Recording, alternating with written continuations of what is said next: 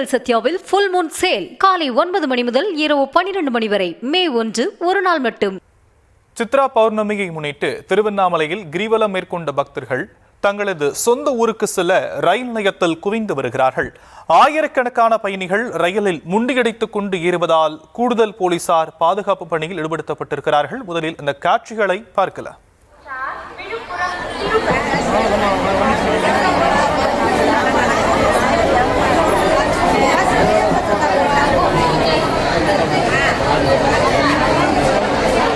இது பற்றிய மேலும் விவரங்களை முடிய செய்தியாளர் சசிகுமார் வழங்க நாம் கேட்கலாம். சசிகுமார், தற்போதைய நிலை என்னங்க? வணக்கம் ஷாம்.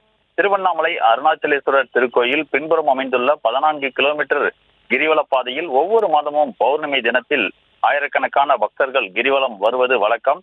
அதிலும் கார்த்திகை மாதத்திற்கு அடுத்தபடியாக சித்ரா பௌர்ணமியில் அதிக அளவில் பக்தர்கள் வருவார்கள் என்பதால் ரயில்வே துறை சார்பில் 8 சிறப்பு ரயில்களானது திருவண்ணாமலைக்கு பல்வேறு மாவட்டங்கள் மற்றும் மாநிலங்களில் இருந்து இயக்கப்படும் என்று ரயில்வே துறை சார்பில் அறிவிக்கப்பட்டிருந்தது. மேலும் வரக்கூடிய ரயில்களில் கூடுதலாக பெட்டிகளும் இணைக்கப்படும் என்று குறிப்பிடப்பட்டிருந்தது.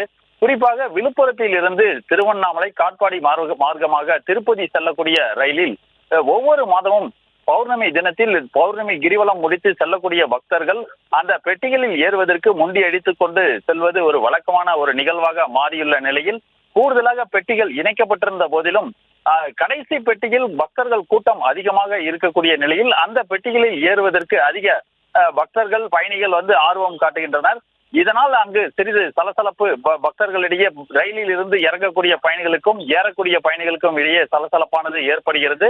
இதனால் அங்கு காவல்துறையினர் போலீசார் ரயில்வே போலீசார் கூடுதலாக பணியமர்த்தப்பட்டு அந்த பக்தர்களை முறைப்படுத்தி அனுப்பக்கூடிய அந்த நிகழ்வுகள் நடைபெற்றது. ஷாம்,